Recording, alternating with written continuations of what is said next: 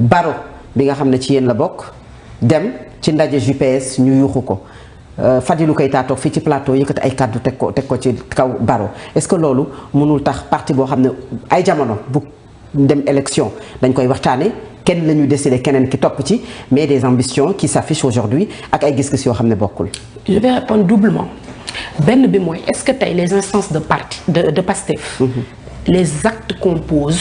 ak les décisions du président du parti et des instances dafa prêter à confusion? Je pense que non. Tout ce que ñu ngi décider dans le fonctionnement normal du parti de manière administrative c'est déroulé, il y a aucun problème. Or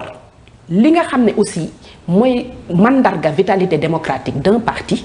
et de même li nga xam ne mooy solos parti politique, mais les contradictions elles sont partout, elles ne sont pas propres à PASTEF, même dans les familles on a ça. Donc tey ce que les gens ne peuvent pas je ne sais pas moi man mënuma tënk wax bi ci pourquoi il y a des problèmes, mais il y a des problèmes parce que c'est des relations humaines, il y a des problèmes parce que ay nit ñu nekk c'est tout à fait normal. Mais tey je pense que ce que PASTEF est en train de réussir, aucun parti ne le réussit. Ce que PASTEF est en train de faire c'est que su amee loo xam ne par exemple quelqu'un comme Baro qui sort qui dit des inepties mentales. Ah ouais? Mais oui, je dis que c'est des inepties mentales et des contre-vérités, mais bu tasee ak PASTEF surtout les jeunes, mais on lui dit que li ngay wax mënul nekk. Il essaie de faire véhiculer certains messages benn discours boo xam ne c'est très rodé parce que il n'est pas le seul qui le véhicule. Ça veut dire que derrière il y a un plan qui est derrière. On n'est pas fou, bu ñu ko comprendre dañ koy déjouer. Et là où il faut on l'a fait. On était dans une rencontre politique mu wax loo xam ne d'accord ci dañuy génn wax ko fii kenn moomu fi monopole boobu, mais deux personnes yu bokk coordination wala yu bokk leneen ak leneen, mais c'est des relations humaines su ñu amee problème, mais ça peut arriver. L'essentiel c'est de dépasser ça et d'arriver à consolider ensemble le beau projet que nous portons pour le Sénégal. Mais teg ci Baro souvent ku génn ci yéen teg ko ci Baro wala ci Adjuma Sow, qu'est-ce qu'il explique? Moi je considère que c'est deux personnes qu'on doit exclure du parti d'office parce que c'est des personnes qui ne sont pas sur la ligne du parti benn, mais qui sont en train aujourd'hui de faire une communication qui est tout sauf véridique. Li ñuy wax amul, li ñuy jéem a incarner il ne le représente pas. Autant de ñoom ñaar ñëpp laaj leen fan mooy seen base politique amuñu ko. Aljuma je crois, si ma mémoire est bonne, local Somone, je ne sais plus si exactement, ils ont perdu. Et c'était sa faute parce qu'il était quand même un grand cadre de ce pays, du parti Bimignac. Donc aujourd'hui, nous n'avons pas besoin de ces gens pour nous dire ce que nous avons à faire ou pas. Qu'est-ce que PASTEF, c'est un parti qui va de l'avant. C'est un parti où les gens ont confiance en notre leader et aux actes qu'il pose. Donc quand nous avons deux brebis galeuses,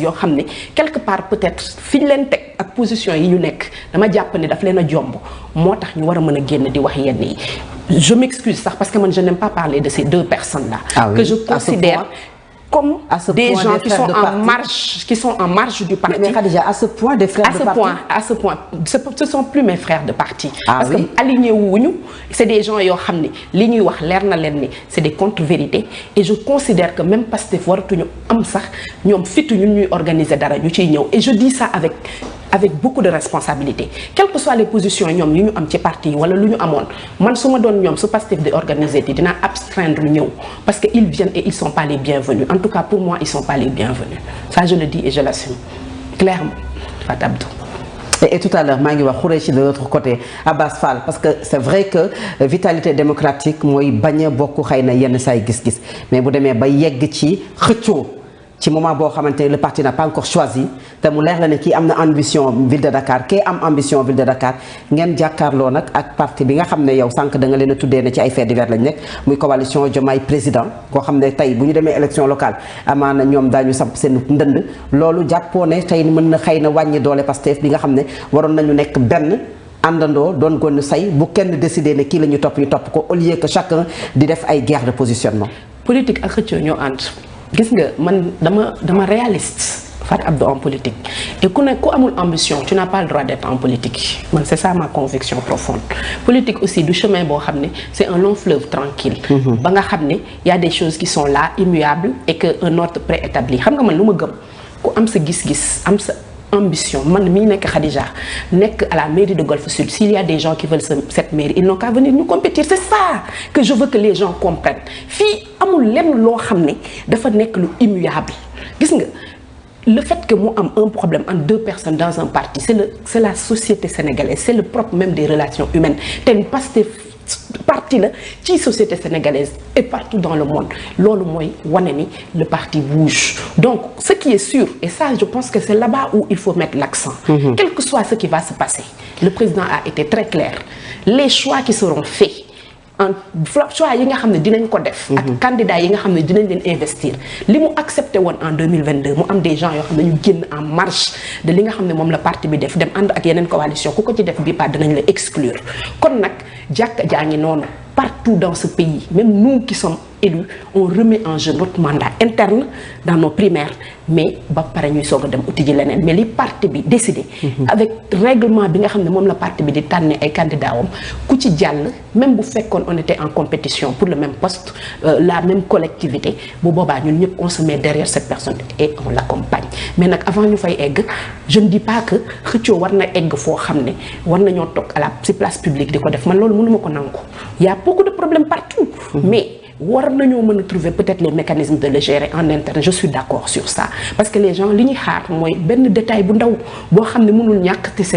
c'est comme ça la vie ñu exploiter ko def ci tollé boo xam ne dafay nëbb sax les grandes choses que le parti est en train de faire mais c'est le propre de la vie politique fii mosoo fi gis parti politique boo xam ne bu ñuy dem élection du am xëccoo boobu mooy wane ni les gens ils ont envie de servir le pays xëccoo boobu mooy wane ni y a des leaders yoo xam ne tey ils pensent que am nañ les qualifications et les qualités nécessaires maintenant ki nga xam ne moom la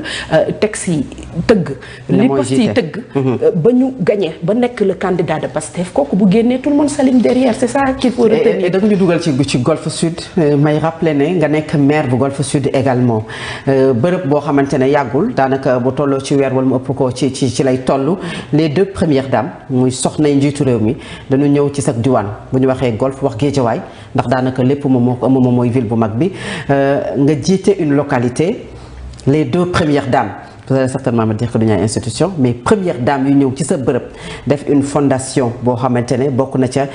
feebar yi nga xamante ne tey dafay lor di lor jigéen ñi di lor daanaka bàyyiwul kenn une telle activité en tant que maire teewoo fa wala teewoon nga fa. J'étais pas là-bas. Alors pourquoi? Voilà je vais développer parce que c'est la première fois may prononcé wu ci activité bi musuma ci wax ci fondation bi te dama bëgg ñu déglu ma ak xel. Avec beaucoup d'attention parce que li may wax moom à chaque fois que je dis quelque chose c'est en mon âme et conscience laa koy waxee dama jàpp ni gis nga tout ce qui est comme cancer man je suis membre de la Ligue sénégalaise de lutte contre le cancer depuis 2011 xam nga loolu démb kon je connais exactement c'est quoi le cancer je suis aujourd'hui l'ambassadrice des maladies rares Fat Abdou des personnes yoo xam ni handicap da leen yi dab ci seen vie ñu perdre même la mobilité ñu leen di yëkkati di leen tëddal mu nekk une maladie des maladies sax laa yor très violente xam nga kon man lépp lu jëm ci lan la ñu war a def ba jëmmal wala dimbali wala accompagner des structures dans ça maa ngi ci te ku ci nekk rek mën nga koy defal par contre là où je mets le curseur tey mooy lan mooy ñun bi ñu nekkee dans l'opposition dafa am loo xam ne dañ ko wax répéter ko porter ko mu nekk suñu gis-gis ak suñu gëm-gëm sur cette question muy lan ñun ñëpp dañu taxaw décrier de manière très ferme la fondation Servir le Sénégal ak ni muy liggéeyee wax ni amul transparence